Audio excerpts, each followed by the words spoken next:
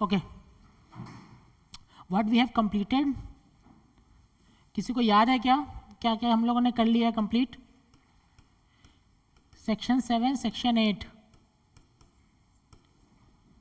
Remember?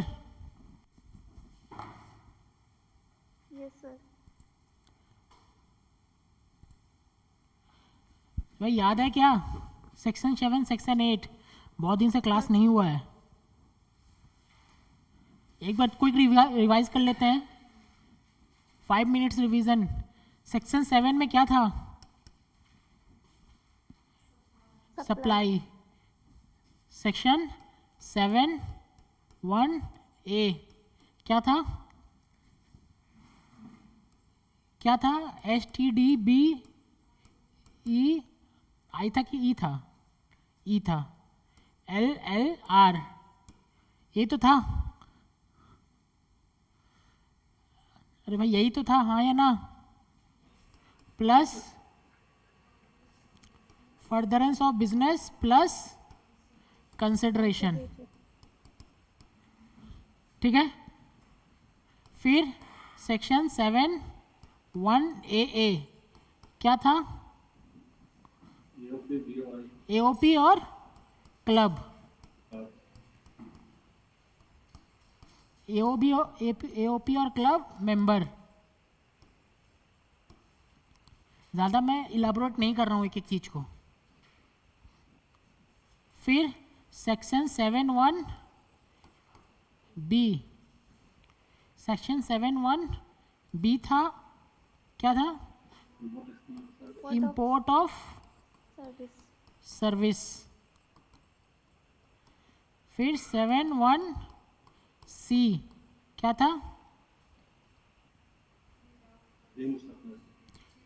Schedule 1 deemed supply.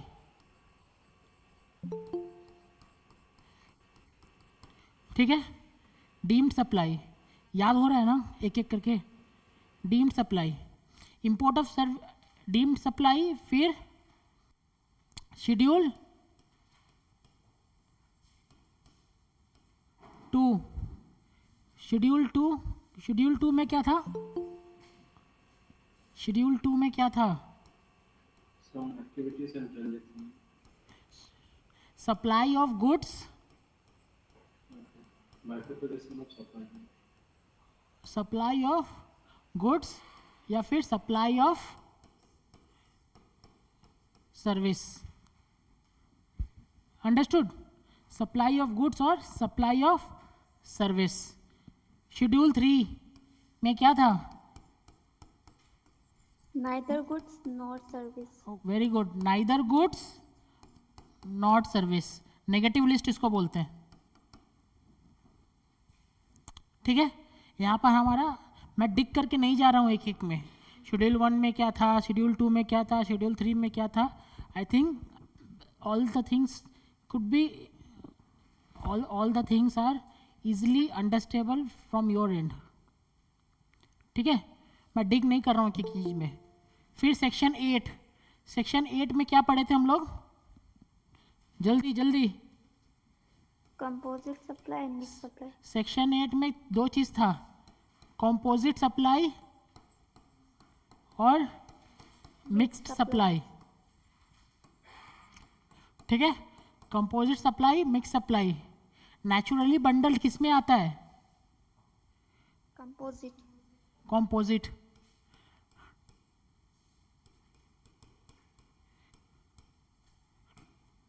Highest tax rate किस पे लगता है? Mix supply. Mix supply. ठीक है, आई थिंक क्लियर है। हम लोगों ने सम्स भी किया था भर भर के। अंडरस्टूड? हम लोगों ने सम्स भी किया था। अब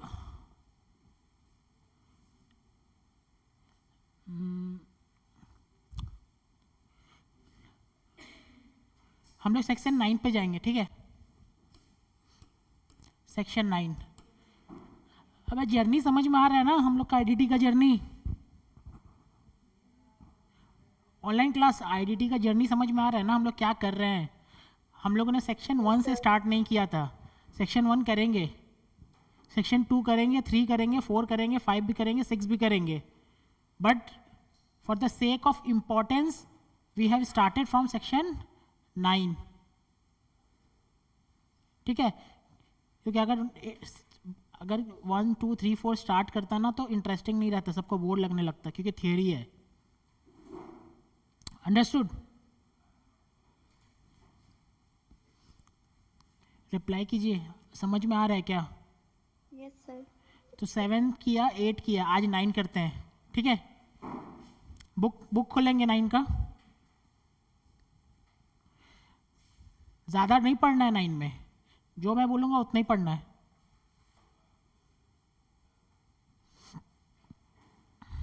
एक क्वेश्चन का आंसर दीजिए, एक क्वेश्चन का आंसर दीजिए. सप्लायर है,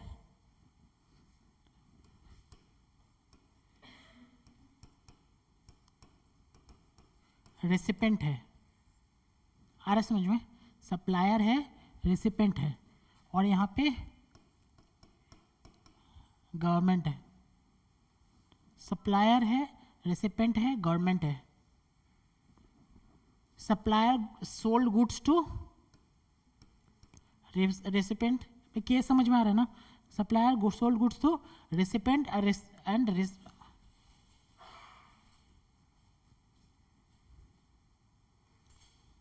a recipient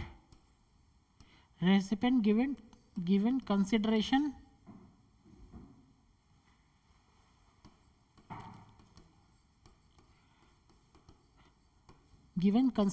to supplier. यही तो केस है, यूनिक केस नहीं है, मतलब कि बहुत एक्स्ट्रा ऑर्डिनरी चीज़ नहीं बता रहा हूँ. नॉर्मल कोर्स ऑफ बिजनेस में यही होता है.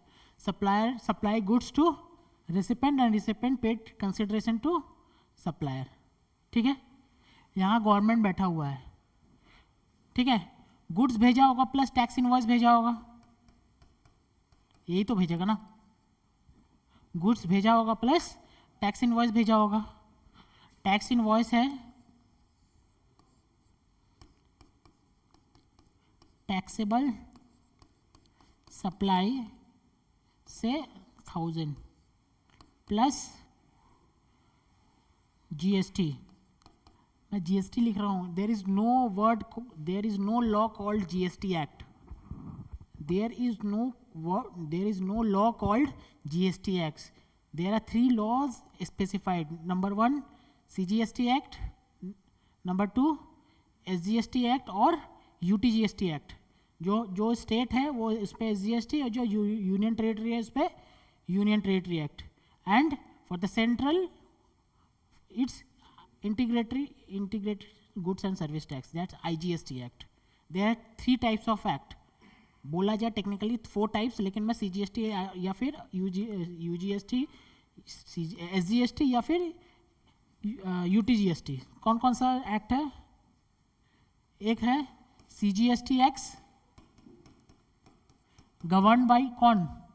Central government. Understood? SGST act governed by whom? State government. UTGST act governed by whom? UT का गवर्नर जो यहाँ पे मतलब कि जो इसके इक्विवेलेंट में होगा.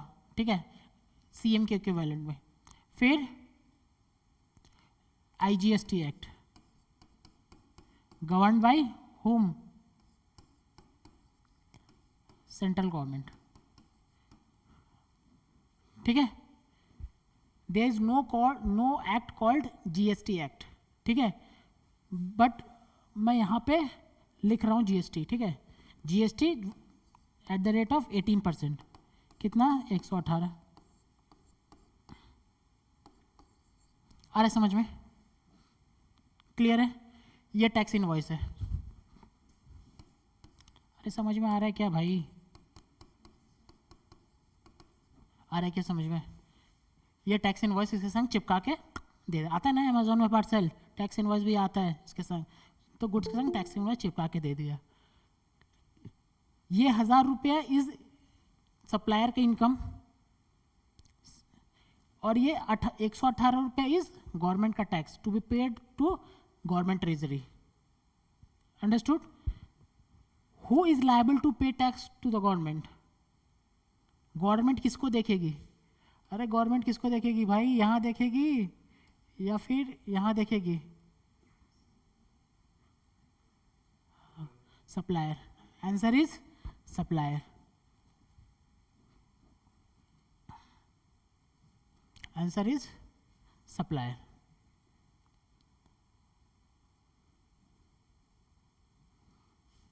Answer is supplier. Supplier is liable to pay tax to government. समझ में आ रहा है क्या? ठीक है, ये मैकेनिज्म को क्या बोलते हैं? Forward charge mechanism.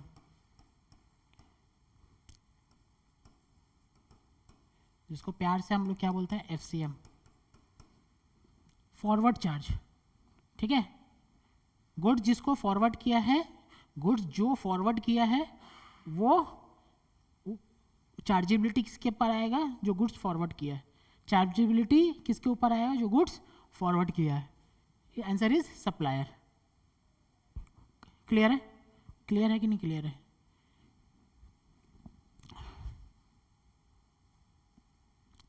Same supplier, same customer. अरे कस्टमर लिखो, रिसिपेंट लिखो, एक ही बात है. ठीक है, तो वहाँ पे रिसिपेंट लिखे थे, यहाँ भी रिसिपेंट लिखते हैं.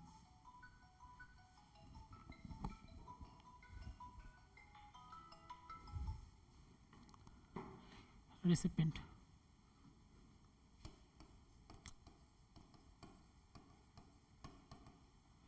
रेसिपेंट. गवर्नमेंट. ये इसको गुड्स भेजा है,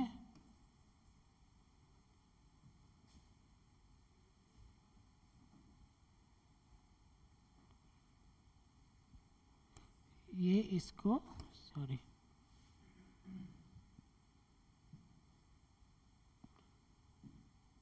ये इसको कंसिडरेशन भेजा है.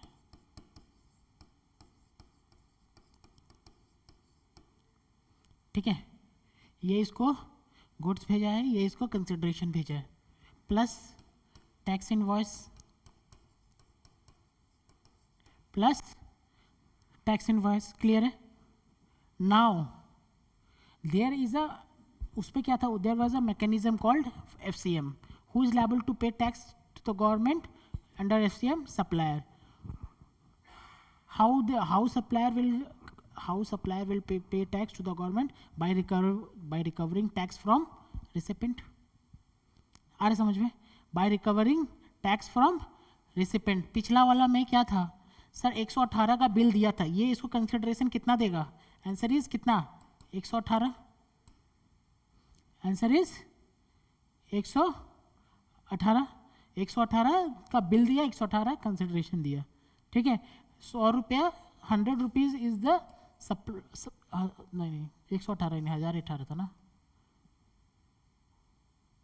1000 रुपया is the income of supplier and 118 is the duty of the supplier to pay at the government treasury. यही तो था. लेकिन there is another method called reverse charge.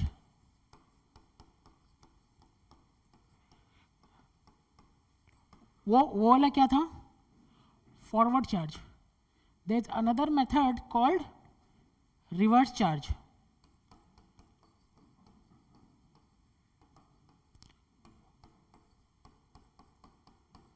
Under this who is, क्या फील आ रहा है? Who is liable to pay tax to the government? Recipient. कोई बहुत बड़ा नॉलेज नहीं, कॉमन सेंस का बात है. नाम लिखा है रिवर्स चार्ज, मतलब क्या? जो हो रहा है उसका रिवर्स में होगा. सीधा कौन चल रहा था? सीधा फॉरवर्ड चार्ज चल रहा था. उल्टा कौन चल रहा है, रिवर्स चार्ज करता है. Understood. Reverse charge, under reverse charge recipient of the goods is liable to pay tax to the government treasury. I repeat, under reverse charge, recipient of the goods or services is liable to pay tax to the government treasury. Understood? इस जगह में tax invoice कितना का बनेगा? इस जगह में tax invoice कितना का बनेगा? 1018, 11,118 का या फिर 1000 का? आंसर 1000 का. टैक्स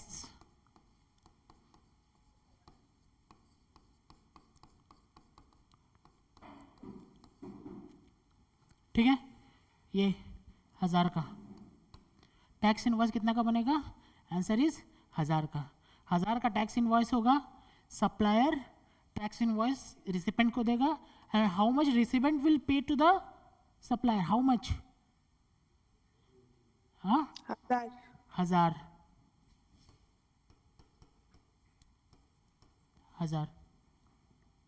क्लियर है? कितना पेमेंट होगा? 1000. कंसिडरेशन कितना पेमेंट करेगा? 1000. और ये डायरेक्ट ये गवर्नमेंट को पेमेंट करेगा कितना? 118. आ रहा है समझ में?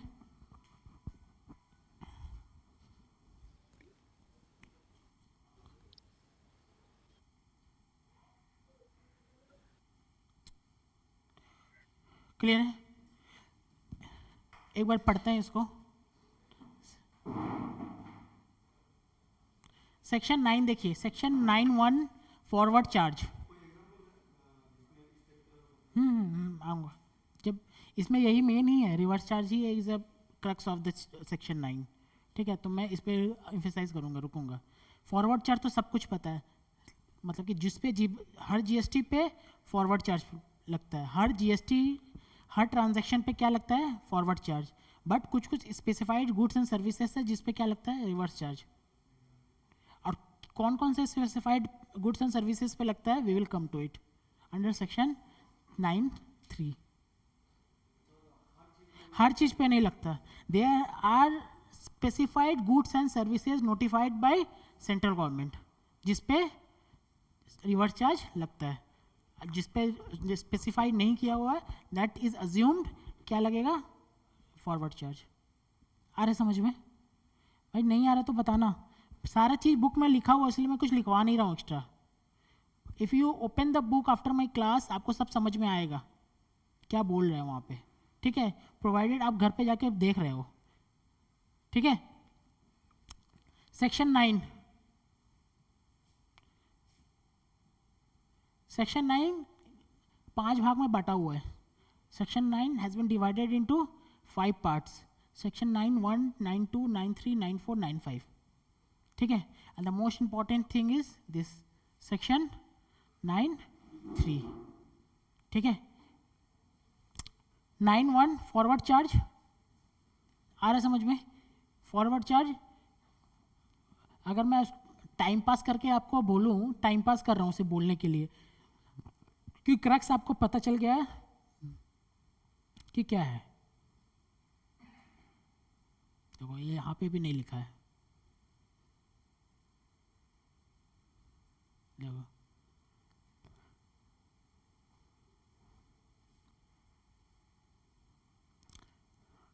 बोला है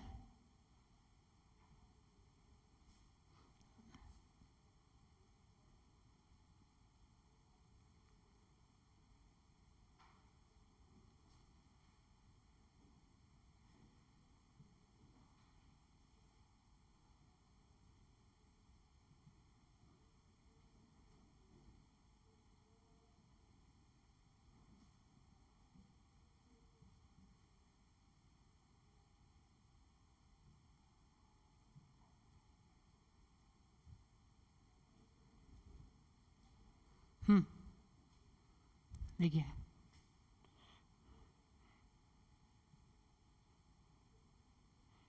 section 9(1) forward charge. Supplier is liable to pay GST to the government who supplier is liable to pay GST to the government except liquor for human consumption. दारू पे नहीं लगता टैक्स, दारू पे GST नहीं लगता, टैक्स लगता है. कौन सा टैक्स? वैट. ठीक है, वैट लगता है, स्टेट वैट जिसको बोलते हैं. हर स्टेट में अलग अलग वैट लगता है, GST नहीं लगता. तो GST किस पे नहीं लगता? Liquor for human consumption. ठीक है. मैक्सिमम टैक्स रेट कितना है? Answer is 20% under CGST act. अगर SGST को भी ले ले तो 20%, टोटल 40%. किसी भी गुड्स या सर्विस पे मैक्सिमम टैक्स रेट कितना लग सकता है? Answer is 40%. ठीक है. अगर CGST एक्ट में जाए तो मैक्सिमम 20%. आ रहे समझ में? ठीक है. बुक में देखिए लिखा हुआ है, बुक में लिखा हुआ है आपका.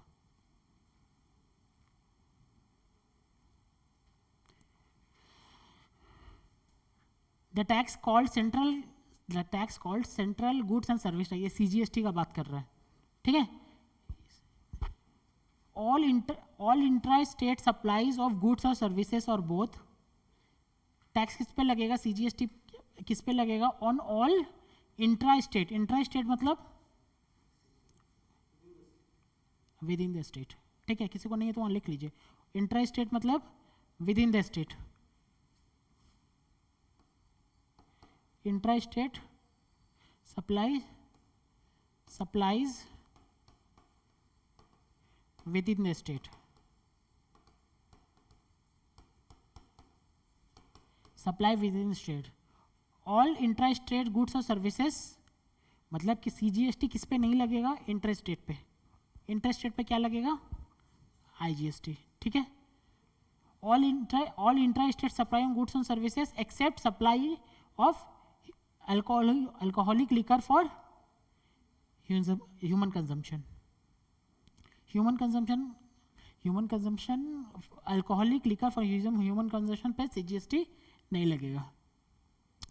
वैल्यू डिटरमाइन कैसे होगा? सेक्शन 15 हम लोग पढ़ेंगे. हाँ, shall be levied. Taxable, levied मतलब चार्जेबल. ठीक है.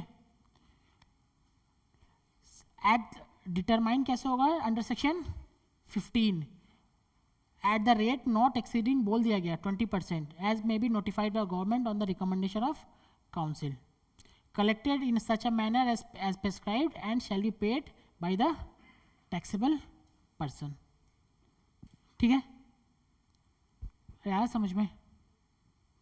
ऑनलाइन क्लास समझ में आ रहा है क्या आपको? ऑनलाइन क्लास आ रहा है क्या समझ में? Yes, sir. ठीक है. बहुत हाई फाई चीज़ नहीं है ये, मतलब ऐसा कुछ चीज़ नहीं है जो बहुत ही डायनामिक है GST एक्ट में. तो सिर्फ एक ही चीज़ बोला है, मैक्सिमम टैक्स रेट कितना लगता है CGST एक्ट में? 20%, टोटल में 40%. क्योंकि आपको सब इन्वॉइस दिख रहा है ना. 20% CGST, 5% CGST, 5% sorry 9% CGST, 9% SGST, सब तो इक्वल होता है ना. तो अगर CGST में बोल रहा है 20%, में टोटल में कितना होना चाहिए? 40%. इतना सोचने का नहीं है इस सब में. ठीक है. 40% किस पे नहीं लगेगा tax? Answer alcoholic liquor for human consumption, not alcoholic liquor. पीने वाली ह्यूमन का कंजम्पशन के का अल्कोहलिक लिकर उस पर लगेगा. अगर liquor used for industrial purpose, ठीक है, उस पर नहीं बोला है यहाँ पे. ठीक है. फिर alcoholic used for human consumption, यहाँ पे हो गया सेक्शन 9(1). 9(2) बोल रहा है देयर आर 5 पेट्रोलियम प्रोडक्ट जिस पे GST नहीं लगेगा. देयर आर 5 पेट्रोलियम प्रोडक्ट जिस पे GST नहीं लगेगा. कौन कौन सा है? Crude oil, diesel, petroleum, natural gas, ATF.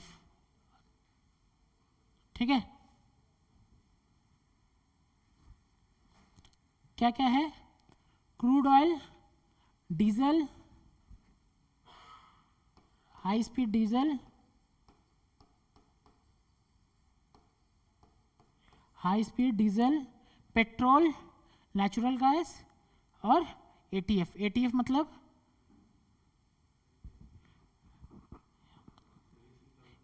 Aviation turbine fuel. ठीक है, इसमें कुछ है नहीं। आप सोचो, सेक्शन 9 पढ़ रहे हैं, सेक्शन 9 में क्या पढ़ा है? सेक्शन 9 में सेक्शन 9(1) पढ़ा है कि फॉरवर्ड चार्ज लीकर पे नहीं लगेगा, मैक्सिमम 20% लगेगा, यही है ना। 9(2) में क्या पढ़ा है? 5 प्रोडक्ट जिसपे जीएसटी, 5 पेट्रोलियम प्रोडक्ट जिसपे जीएसटी नहीं लगेगा। क्या क्या है? Natural gas, crude oil, petroleum, ये आपका हाई स्पीड डीजल और एटीएफ। एटीएफ बोला था क्या मैंने? ठीक है, जो भी 5 बोल दिया था। ठीक है, ये 2 चीज़ पढ़ा है, बहुत ज़्यादा बड़ा चीज़ नहीं पढ़ा है। ठीक है, सेक्शन 9(3) या सेक्शन 9(4), ये 2 ऐसा सेक्शन है जो बोलते हैं ना, इस सेक्शन 9 का हार्ट है। मैक्सिमम क्वेश्चन यहीं से आएगा। ठीक है, ये तो कुछ नहीं, टाइम पास है। मैक्सिमम क्वेश्चन यहाँ पे क्या आ सकता है? एमसीक्यू आ सकता है। एमसीक्यू आ सकता है कि इनमें से कौन सा प्रोडक्ट पे जीएसटी लगता है। नहीं लगता वाला नहीं आएगा, लगता है। ठीक है, तो जिसमें आपको ये सब ऑप्शन देगा और एक ऐसे नॉर्मल कमोडिटी देगा जिस पे लगता है। 3 ऑप्शन देगा इसमें से। अंडरस्टूड? ऐसा सम क्वेश्चन आया। इसमें क्या क्वेश्चन आएगा? क्वेश्चन आएगा मैक्सिमम टैक्स रेट कितना आता है। आ रहा समझ में? क्वेश्चन मैं करवाऊंगा इसमें से, लेकिन मैं आपको जस्ट ग्लिम्स दे रहा हूँ कि कैसे कैसे आएगा। ठीक है, सेक्शन 9(3) लिस्ट ऑफ सर्विसेज और goods on which GST is chargeable on reverse charge basis. ठीक है, क्या क्या स्पेसिफाइड गुड्स एंड सर्विसेज है?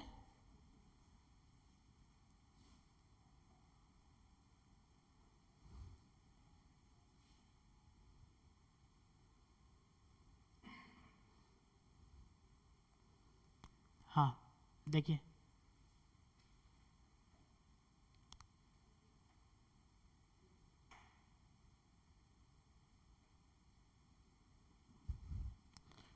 Specified goods and services, government ने स्पेसिफाइड गुड्स एंड सर्विसेज निकाला है जिस पे जीएसटी लगेगा ऑन क्या? Reverse charge. Understood? Under section 9(3) का बात कर रहे हैं, 9(4) का बात नहीं कर रहे हैं अभी। 9(3) कंप्लीट करते हैं, 9(4) में जाएंगे फिर। आ रहा है समझ में? लिस्ट बहुत बड़ा है। अगर मैं, सुनिए, ऑनलाइन क्लास, लिस्ट बहुत बड़ा है। अगर मैं एक दिन में कराऊंगा तो सबको उबासी आने लगेगा। ठीक है, तो व्हाट आई प्रिफर, 3-4 हम लोग 3-4 आइटम करेंगे, फिर स्किप कर जाएंगे दूसरे चैप्टर पे ऑन अ डेली बेसिस। आ रहा समझ में? 3-4 चैप्टर, 3-4 आइटम करेंगे, स्किप कर जाएंगे on a next chapter on a daily basis. ठीक है, तो पता चलेगा अच्छा हाँ, उस टाइम के 2-3-4 दिन में ही सारा लिस्ट खत्म हो जाएगा। लिस्ट देख लीजिए आप लोग कितना बड़ा है। गुड्स में कितना? 7 गुड्स है। सर्विसेज में आपके बुक का ही है, बुक में देख सकते हैं आप लोग।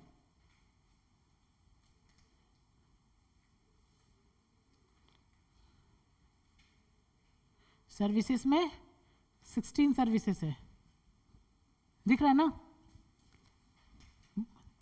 गुड्स में 7 गुड्स है और सर्विसेज में 16 भी नहीं है, 16 से ज़्यादा है। बीच में देखिए 5A 5B भी चल रहा होगा, देख लो 5A 5B 5C, दिख रहा है ना? तो ये आंसर क्वेश्चन है कि सर ये सब याद करना पड़ेगा। आंसर इज यस,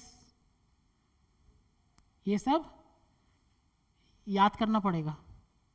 ठीक है, मतलब याद करना पड़ेगा इन द सेंस आपको प्रैक्टिस हो जाएगा ना, तो आप देख के बता देंगे आरसीएम है इस पे। ठीक है, फील आ जाएगा। आज के डेट में मैं आपको बोल दूं कि एडवोकेट सर्विस पे आरसीएम है। एडवोकेट सर्विस क्लियर है क्या है? Legal service. मैंने कोई लीगल सर्विस लिया किसी एडवोकेट से, एडवोकेट ने मुझे 1 लाख रुपया का बिल दिया, आंसर इज वो टैक्स लगा के नहीं देगा, आई हैव टू पे। आपको समझ में आ रहा है ना? वो मुझे 1 लाख का बिल देगा, उस पर 18% GST मुझे भरना पड़ेगा to the government, under what, under RCM। अब मैंने आपको बोल दिया ना, आपके माइंड में चला गया एडवोकेट सर्विस। अब मैं बोलूँगा कभी आपको दिखेगा ना, आपको क्वेश्चन में एडवोकेट सर्विस आपको हिट करेगा, अगर आप पढ़ रहे हो तो घर पे, ठीक है, कि एडवोकेट सर्विस, इस पर तो RCM लगता है। अंडरस्टूड? मतलब रटने का नहीं है। देखिए गुड्स में क्या क्या है, बड़ा टेक्निकल, कुछ कुछ टेक्निकल नाम है, टेक्निकल पे उतना नहीं जाएंगे, वर्ड्स याद करेंगे। कैश्यू नट, सबको पता ही है कैश्यू नट क्या होता है, क्या होता है, काजू।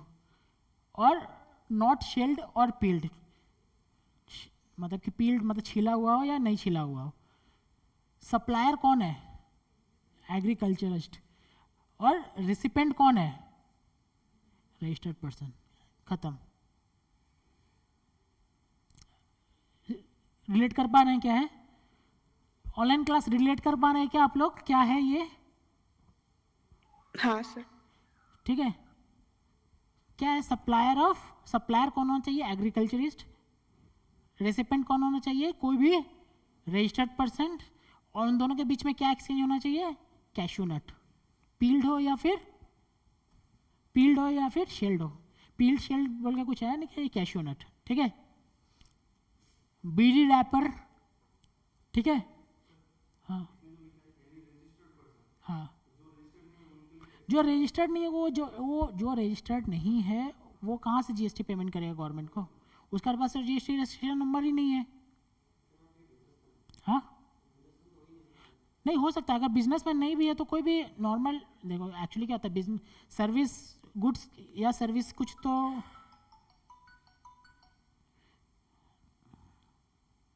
गुड्स या सर्विस, कुछ का तो बिजनेस कर ही रहा होगा ना, ठीक है। अगर रजिस्टर्ड पर्सन नहीं है तो इट मे बी पॉसिबल का बिजनेस नहीं हो सकता। रजिस्टर्ड पर्सन नहीं है तो बिजनेस नहीं हो सकता, क्योंकि टर्नओवर ही नहीं होगा। अगर दो केस हो सकता है ना, या तो सेल्फ एम्प्लॉयड होगा, या सैलरीड होगा, या बिजनेस होगा। और तो कुछ केस नहीं है ना। तो सेल्फ एम्प्लॉयड क्या है, सेल्फ एम्प्लॉयड क्या है, वो बिजनेस नहीं है, खुद के अंदर के। सेल्फ एम्प्लॉयड क्या है, खुद मतलब इनकम कहीं से जनरेट कर रहा है। सैलरीड क्या है, कहीं सैलरीड है, उस पर भी GST नहीं है। और तीसरा क्या, बिजनेस, बिजनेस रहेगा तो ही आपका GST, अगर टर्नओवर से एक लिमिट है टर्नओवर का, टर्नओवर का लिमिट एक्सीड करेगा तो वो उस पर GST रजिस्टर लेना कंपलसरी है, ठीक है। तो वो जो बंदा जो रजिस्टर्ड नहीं है उसको GST पेमेंट करने की ज़रूरत नहीं है।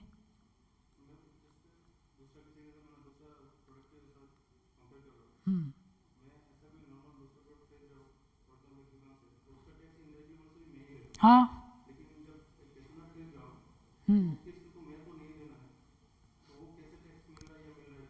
नहीं, देखिए जैसे मैं बोला, पहला बात क्वेश्चन ये है,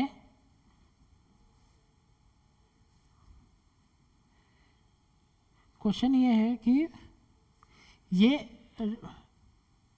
ये रेसिपेंट है, ये रजिस्टर्ड है कि नहीं है, नहीं है, नॉट रजिस्टर्ड, नॉट रजिस्टर्ड। अब दो गुड्स दिया है, गुड्स जैसे एक गुड्स मतलब कंप्यूटर दिया, कंप्यूटर पे तो RCM नहीं है, ठीक है। और एक कैशू दिया है, ठीक है। और ये कौन है, सप्लायर। यही तो केस है, ये केस है ना। और यहाँ कौन खड़ी है, गवर्नमेंट, ठीक है। इस केस में ये जब गुड्स दे रहा होगा कंप्यूटर, तो उस पर GST चार्ज करके दे रहा होगा FCM में से 118, समझ में आ रहा है ना, 118, ठीक है। उसमें से ये 18, ये 100 और ले लेगी और 18 इनको दे देगी, ठीक है।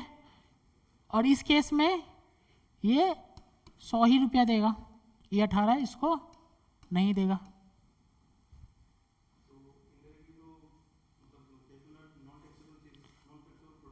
नॉन टैक्सेबल बोल, देखिए for unregistered person non taxable है, for unregistered product person non taxable, लेकिन नॉन टैक्सेबल का एक अलग डेफिनेशन ही है।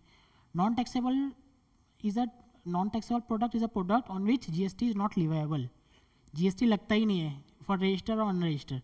इसलिए आप अपने अपने लेमैन टर्म में बोल सकते हैं फॉर ये नॉन टैक्सेबल है layman term, but technical term में नॉन टैक्सेबल वर्ड यूज़ करना जरूरी वो नहीं है, गलत है। ठीक है, आप खुद को समझ रहे हैं कंज्यूमर, तो आप बोल रहे अच्छा कैशुअल लेने जाएंगे तो मुझे तो टैक्स नहीं देना पड़ेगा, आंसर इस नहीं देना पड़ेगा।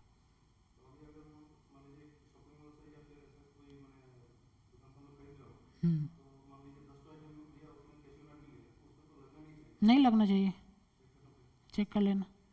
ठीक है,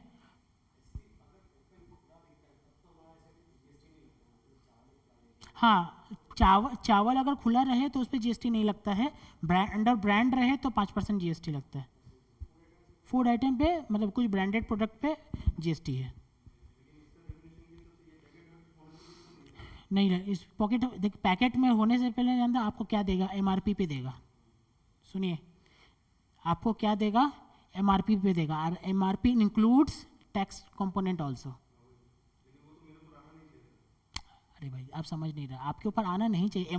एमआरपी क्या है, it is maximum retail price that includes all the incidentally और एक्सीडेंटली चार्जेस, जितना भी है सब में है, इससे ज़्यादा चार्ज आपसे नहीं कर सकता। लेकिन आप उस एमआरपी का टेक्निकल देखेंगे ना तो उसमें बहुत कुछ ऐड करके रखा है जो आपके पास नहीं आना चाहिए था, लेकिन ऐड करके रखा है। गवर्नमेंट बोलिए इससे ज़्यादा चार्ज मत लेना, इससे कम ले लेना तो चलता है। क्यों बोल के रखी है, क्योंकि इसमें बहुत सारे चार्ज है जिसको आपको नहीं देना है, लेकिन एमआरपी बोल के उसको डाल दिया, एक कट ऑफ प्राइस डाल दिया आपके ऊपर, समझा ना। अगर किसी प्रोडक्ट में एमआरपी नहीं रहेगा तो 10 रुपये का पापड़ भी आदमी 90 रुपये में बेचेगा। अंडरस्टूड, कि एमआरपी लिखा रहता है, मैंडेट है गवर्नमेंट के गाइडलाइंस में मैंडेट है एमआरपी लिख कर रखना, उसीलिए आपसे 10 रुपये चार्ज करता है। समझ में आ रहा है ना।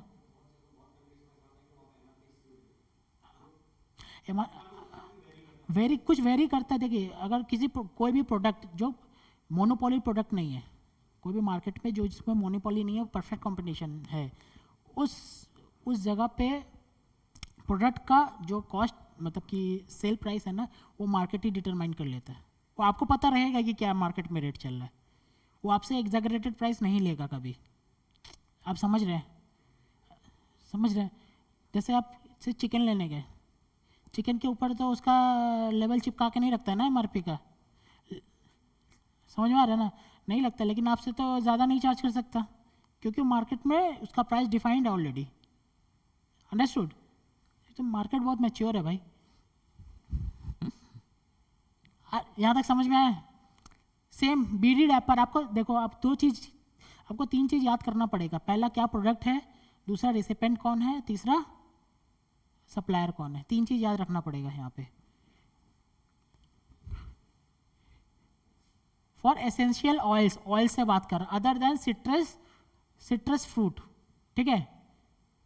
क्या क्या है, of peppermint, other mint, spearmint oil, watermint, horsemint, क्या क्या मिंट है पता नहीं, बस आपको ये याद रखना पड़ेगा, ठीक है। इतना टेक्निकल मतलब कि एज अ फाइनेंस पर्सन इतना टेक्निकल किसी को होता नहीं है, ठीक है। कौन ले रहा है, सप्लायर ऑफ गुड्स अनरजिस्टर्ड, और टैक्स कौन पेमेंट कर रहा है, रजिस्टर्ड। सिल्क यार्न, ठीक है, any person who manufacture silk yarn from cotton silk और silk worm cocoon, any person manufacture का बात कर रहा है, manufacture silk yarn from raw silk से सिल्क यार्न बना रहा है, और सिल्क वर्म से सिल्क यार्न बना रहा है, ठीक है। तो एक्चुअली इनडायरेक्टली क्या होता है, एग्रीकल्चर टाइप का हुआ ना, ठीक है, जो सिल्क वर्म से सिल्क निकाल रहा है। और कौन ले रहा है, प्रोक्यूर कौन कर रहा है, registered person. Cotton raw cotton कौन कर रहा है, एग्रीकल्चर सेल कर रहा है, किसको सेल कर रहा है, रजिस्टर्ड पर्सन। क्लियर है।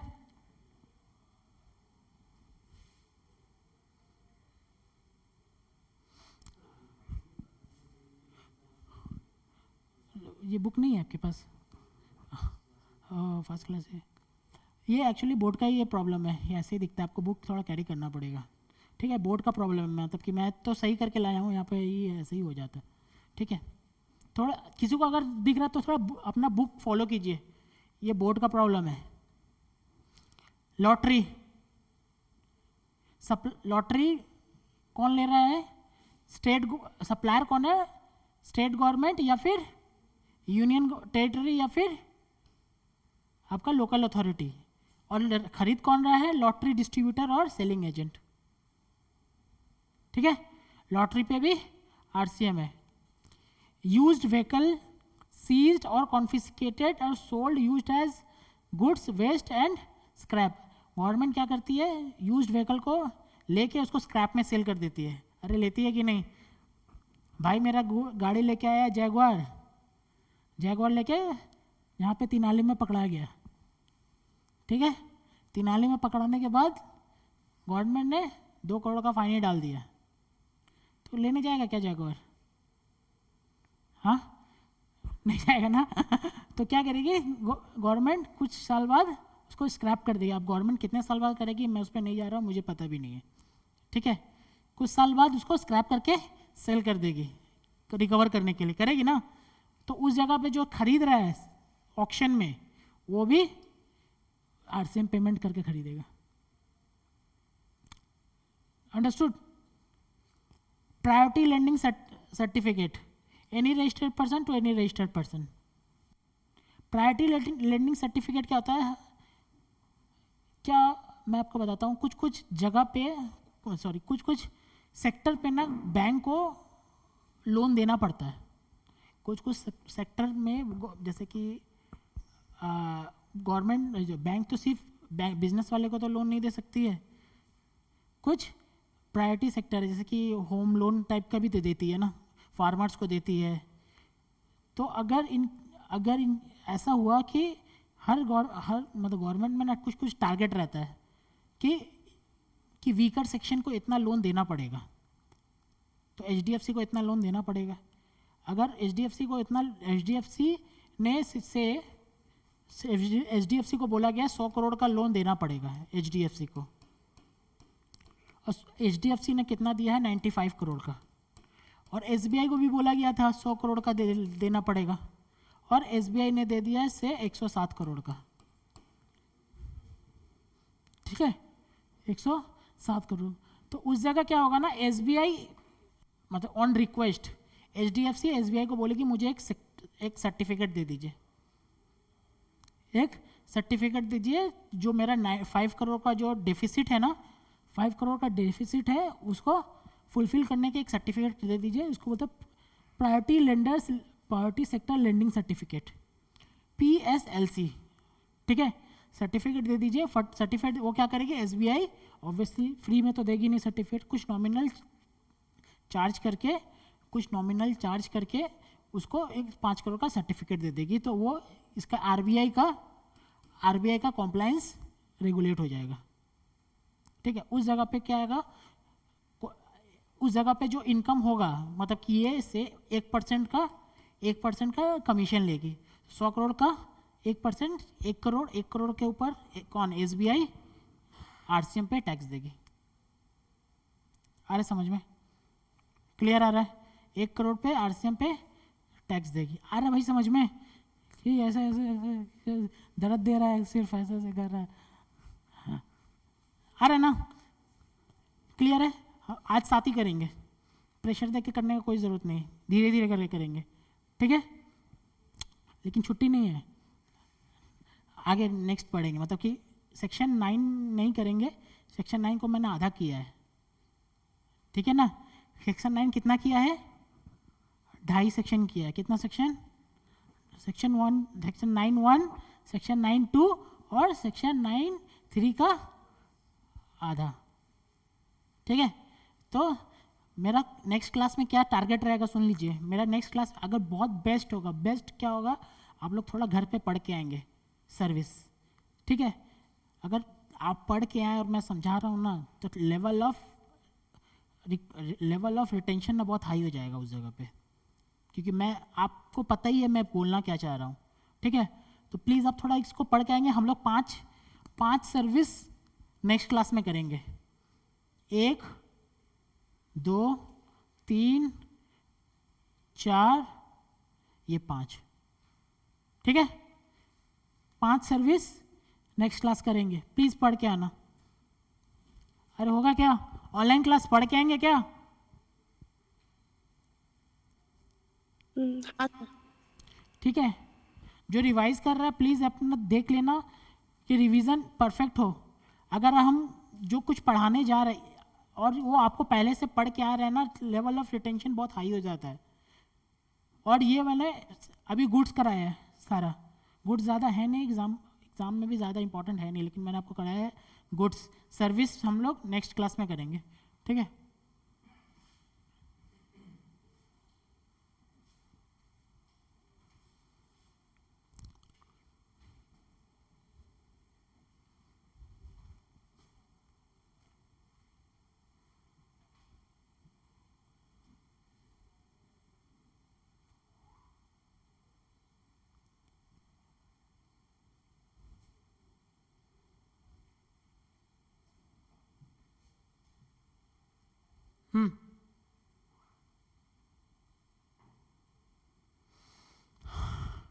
सेक्शन 10 जाते हैं, सेक्शन 10 में, अरे जा सकते हैं ना, 9 आधा किए हुए हैं,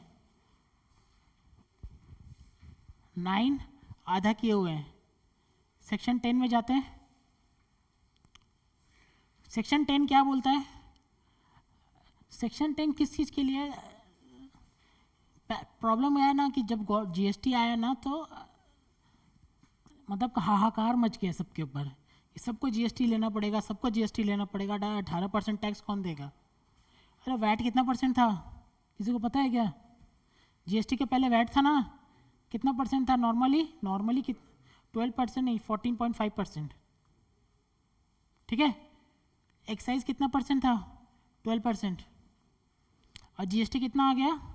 28। अरे बाप रे, बढ़ के कितना हो सकता है? 40 हो सकता है ना। तो त्राही त्राही आ गया, और गवर्नमेंट को दिखा कि भाई आगे भी इलेक्शन है, थोड़ा देखना पड़ेगा। तो क्या किया ना गवर्नमेंट ने, क्या किया कि कुछ जो बड़े बड़े हैं उनको तो प्रॉब्लम नहीं आ रहा था, जो छोटे छोटे जो बिजनेसमैन हैं ना उनको बहुत प्रॉब्लम आ रहा था। तो गवर्नमेंट ने क्या किया कि उनके लिए ना एक अलग स्कीम लगा दिया, ठीक है। गवर्नमेंट ने क्या किया, उसके लिए एक अलग स्कीम लगा दिया। किसके लिए? छोटे बिजनेसमैन के लिए। समझ में आ रहा है ना? सेक्शन क्या 10 किसको क्या बोलते हैं? Composition scheme. इसको क्या बोलते हैं? Composition scheme. किसके लिए है? छोटे आदमी लोग के लिए। लेकिन जो छोटा बोल के बड़ा बड़ा बिजनेस करेगा ना, उससे स्कीम क्या कर लिया जाएगा? छीन लिया जाएगा। नॉर्मल सा बात है ना यार, तुमको छोटा समझ के एक स्कीम दिया जिसपे बहुत सारा रिस्ट्रिक्शन हटा दिया, बहुत सारा लिबर्टी दे दिया, टैक्स रेट कम कर दिया, ठीक है। तो कुछ रेस्ट्रिक्शन भी तो डालना पड़ेगा ना, नहीं तो सब कोई छोटा बोलेगा, हम छोटा हम छोटा हम छोटा, मोटा भाई भी छोटा बोलेगा, अरे बोलेगा ना। तो उस जगह पे क्या किया गवर्नमेंट ने? एक स्कीम लाया, कॉम्पोजिशन स्कीम। क्या है?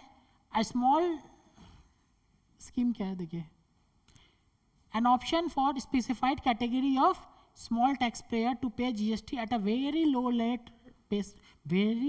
लो rate on basis of turnover. आ रहा समझ में? बहुत लो रेट का। कितना परसेंट जीएसटी है? 28। ये तुम्हारे लिए 1%, 1% मौज काट, ठीक है। उसका क्या हो गया? मौजा ही मौजा, अरे हो गया ना। लेकिन रिस्ट्रिक्शन तोड़ा तो क्या हो जाएगा? मोए मोए हो जाएगा ना, मोए मोए हो जाएगा अगर रिस्ट्रिक्शन तोड़ा तो। एडवांटेज क्या क्या क्या एडवांटेज लेके आए government? Low tax rate, simple procedure of tax payer, simple calculation, 1% दो घट जाओ, छुट्टी कटाओ, ठीक है। Very simple annual return, annual return भी बहुत सिंपल कर दिया। आएंगे, खाली ऊपर ऊपर से पढ़ा रहा हूँ, अभी डीप में आएंगे। पहले स्टार्टिंग में क्या किया ना कि ये गुड्स के लिए रखा, बोल दिया कि अगर कोई सर्विस रिलेटेड बिजनेस है उस पर कॉम्पोजिशन अलाउ नहीं है। स्टार्टिंग में जब एक्ट लेके आया तो अब सर्विस वाले लोग चिल्लाने लगे कि भाई मैंने क्या किया, और आप बोल रहे हैं उसका गुड्स है, मेरा सर्विस है, तो उसमें मेरा क्या गलती है। तो गवर्नमेंट ने कुछ एक्सटेंड कर दिया, ठीक है सर्विस भी ले ले, ठीक है उस पर सर्विस भी ले ले। Composition under composition Levi provided under section 10(1) and 10(2), ठीक है। लेवाई ऑफ गुड्स, फिर बाद में 2A लेके आई, अरे चिल्लाने लगा तो कहीं लाना पड़ेगा ना, 2A लेके आई तो क्या हो गया सर्विसेज पे, ठीक है। नहीं कर देंगे भाई, कर देंगे ठीक है। फिर क्या बोला, how to exercise option, option कैसे ले सकते हैं, अरे समझ में आ रहा है ना, ऑप्शन कैसे ले सकते हैं। अगर कोई नया रजिस्ट्रेशन आ रहा है, अगर कोई नया रजिस्ट्रेशन ले रहा है जीएसटी में, तो बस रजिस्ट्रेशन करते समय एक इंटीमेशन कर दो फॉर्म में, एक टिक करने का ऑप्शन होता है, whether you have taken registration under composite scheme, वहाँ टिक करके ऑप्शन टिक कर दो, वहाँ पे आ जाएगा आपका रजिस्ट्रेशन उस पर कॉम्पोजिशन में, ठीक है। अगर कोई न्यू रजिस्ट्रेशन नहीं, पुराना रजिस्ट्रेशन कोई कैरी कर रहा है, अरे हो सकता है ना भाई, पुराना रजिस्ट्रेशन कैरी कर सकता है, मतलब क्या, कोई वैट से ही आ रहा है ना, कोई वैट से ही आ रहा है, कोई एक्साइज से ही आ रहा है, या फिर कोई स्टार्टिंग में लिया था नॉर्मल स्कीम, अब उसको चाह रहा है वो चाहिए इसको कॉम्पोजिशन स्कीम, हो सकता है ना। उस केस में क्या रहेगा, उसको आपको इंटीमेट करना पड़ेगा गवर्नमेंट को, कब, beginning of the financial year, कोई भी फाइनेंशियल ईयर मतलब क्या है, अप्रैल टू मार्च, अप्रैल स्टार्टिंग 1 अप्रैल के बिगिनिंग टाइम में एक विंडो खोलती है गवर्नमेंट, उस समय ही गवर्नमेंट को इंटीमेट करना पड़ेगा, क्या, एक फॉर्म में। फॉर्म क्या है आपको इंपॉर्टेंट नहीं है इतना फॉर्म, बस ये समझ कर रखिए फॉर्म एक जमा देना पड़ेगा, फॉर्म ऑनलाइन फॉर्म है, ऑनलाइन फॉर्म भर देने से वो आपका जो एग्जिस्टिंग नॉर्मल टैक्स पेयर है, नॉर्मल समझ रहे हैं ना, नॉर्मल टैक्स पेयर है वो कहाँ चला जाएगा, कॉम्पोजिशन में, क्लियर है। सुन लो क्या टर्नओवर है, अरे भाई सुनो क्या टर्नओवर है, for special category states except Assam, Himachal Pradesh and Jammu and Kashmir, goods के लिए, देखो गुड्स के लिए कितना है 75 लाख, भाई स्पेशल क्या है, स्पेशल तो सिर्फ 14 फरवरी को रहता है, बीच में क्या है, स्टेट्स भी स्पेशल है क्या, स्पेशल है, आपके बुक्स में देखिए, बुक में स्पेशल है क्या, कहीं बुक में स्पेशल है, कॉम्पोजिशन में जाइए, कॉम्पोजिशन सेक्शन 10 में जाइए, स्पेशल कैटेगरी स्टेट्स है क्या, कौन कौन से स्टेट्स है प्लीज, कौन कौन सा स्टेट है स्पेशल में,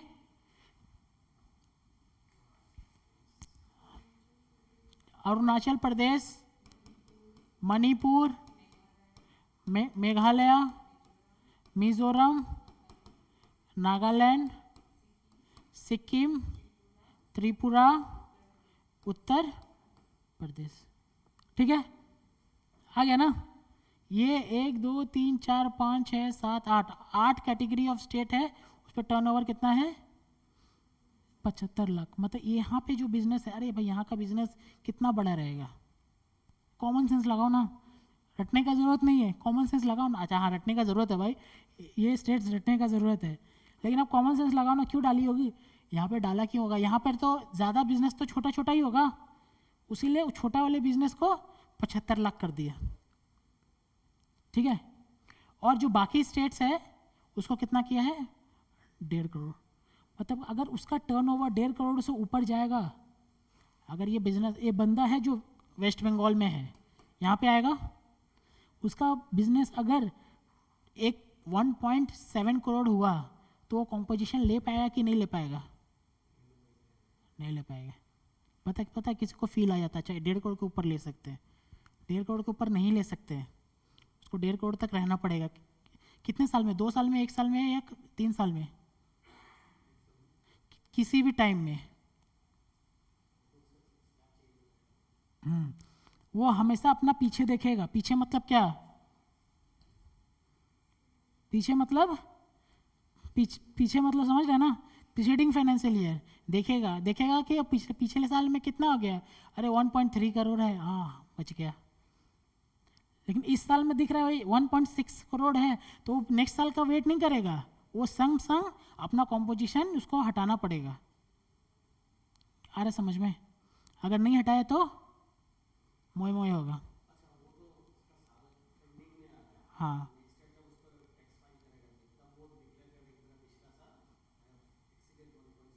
हाँ, नहीं देखो क्या होता है, अगर इस साल सोचो ये ईयर चल रहा है, ये ईयर चल रहा है, तो नेक्स्ट ईयर में तुम्हारा आपने अगर कॉम्पोजिशन नहीं हटाया है, ऑब्वियसली सा बात है कि आपका 1.5 पार नहीं हुआ होगा, तो उसको कुछ डिक्लेयर करने का ज़रूरत नहीं है।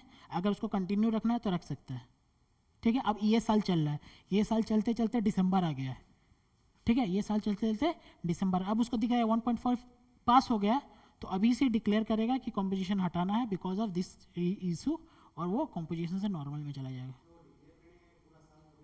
हाँ, उसको वेट नहीं करना पड़ेगा कि पूरा उधर करना है, मतलब कि 2 करोड़ हो जाएगा मार्च खत्म होगा तब करेंगे, वैसा नहीं है। उसका एलिजिबिलिटी है कि नहीं है वो लास्ट ईयर का देखेगा जब वो इधर खड़ा है, लेकिन वो किसी समय भी ब्रेक करेगा तो उसको उसी समय हटना पड़ेगा वहाँ से। आ रहा है समझ में भाई? ऑनलाइन क्लास समझ में आ रहा है क्या? प्लीज़ रिप्लाई दीजिए। सब सो गए हैं क्या? Yes sir. सो गए हैं क्या? No, sir. ठीक है। अब देखिए सर्विस के केस में क्या है, देखिए सर्विस के केस में क्या है, 50 लैक्स। अरे सर्विस वाले लोग रो रहे थे ना स्टार्टिंग में, तो उसके बाद उसको क्या डाल दिए, 50 लैक्स।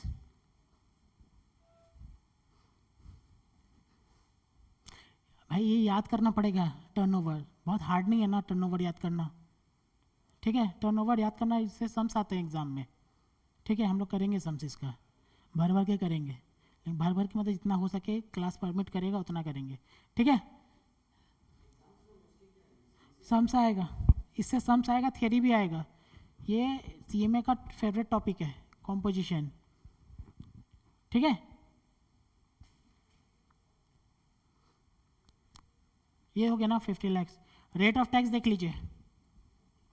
अरे भाई रेट ऑफ टैक्स देखिए, मैं दे दूंगा, इसको लिखने की ज़रूरत नहीं है, मैं दे दूंगा ये वाला शीट। आप मेरे साथ, मैं जब भी कोई भी क्लास कराऊँ ना, मैं जल्दी लिखवाता कम हूँ, मतलब लिखवाता नहीं हूँ। मैं चाहता हूँ मैं सब लिख के दे दूंगा, आप खाली बैठ के अपना दिमाग चलाओ। मैं जो क्वेश्चन पूछ रहा हूँ अपने खुद में इवेल्यूएट करिए दिमाग में और बोलिए आंसर क्या है। ये लिखा हुआ मैं आपको दे दूंगा पूरा उठा के, ठीक है।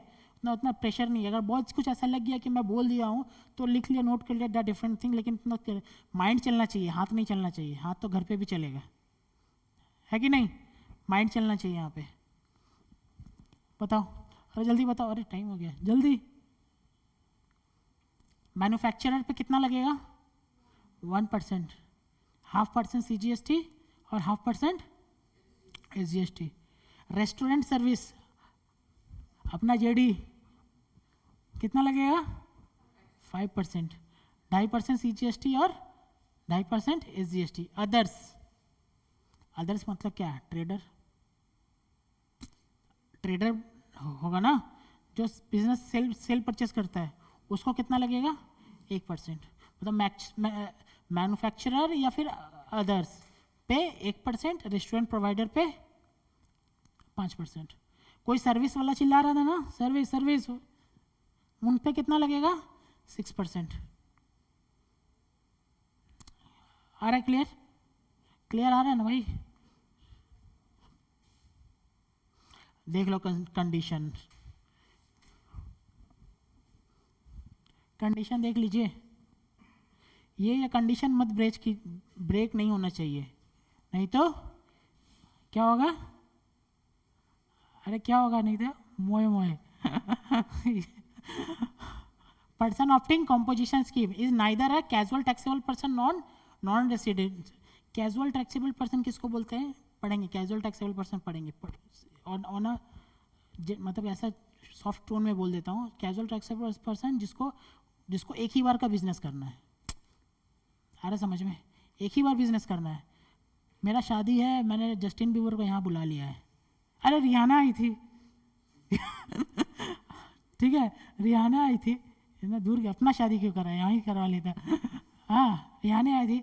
अब गवर्नमेंट अब क्या हुआ, रिहाना आई, कुछ पैसा लेके गई, ठीक है, जीएसटी इनकम टैक्स वाले खड़े हो जाएंगे, जीएसटी वाले लोग भी खड़े हो जाएंगे, तो इट मे पॉसिबल कि उस रिहाना को यहाँ पे as a casual taxable person registered कराना पड़ेगा। उसमें क्या बोलना होगा कि हम एक ही बार करेंगे, एक ही बार मेरा वर्क है, मतलब एक ही बार मेरा एक्टिविटी है, एक बार करके खत्म। अब रजिस्टर नॉर्मल रजिस्ट्रेशन कराएंगे तो क्या होगा, तो हमेशा चलना पड़ेगा, उसको चलना पड़ेगा ना, आज रिटर्न भरो, नेक्स्ट टाइम रिटर्न भरो, नेक्स्ट टाइम। तो कैजुअल टैक्सेबल पर्सन बोल के एक as a casual taxable person बोल के एक रजिस्ट्रेशन कराना पड़ेगा, वन टाइम रजिस्ट्रेशन, कि एक एक्टिविटी खत्म होगा, रजिस्ट्रेशन का वैलिड खत्म, ठीक है।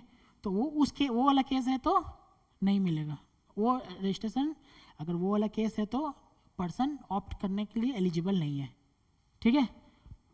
और नॉन रेसिडेंस टैक्सेबल पर्सन, कोई नॉन रेसिडेंस टैक्सेबल पर्सन है मतलब क्या, अपना कौन आया था, अरे किसको बुलाए हाँ, जॉर्ज बुश आया था ना, बिल गेट्स आया था ना, वो आके यहाँ पे कुछ बिजनेस करना, कुछ उसका कुछ सर्विस इनकम हो, या कोई भी गुड्स तो नहीं होगा, सोचो सर्विस इनकम हो, उस जगह पे रजिस्ट्रेशन कराया तो वो बोलेगा कि हम कॉम्पोजिशन वाली स्कीम में जाके टैक्स पे करेंगे, द आंसर इज नहीं चलेगा, ना चली वो, ठीक है।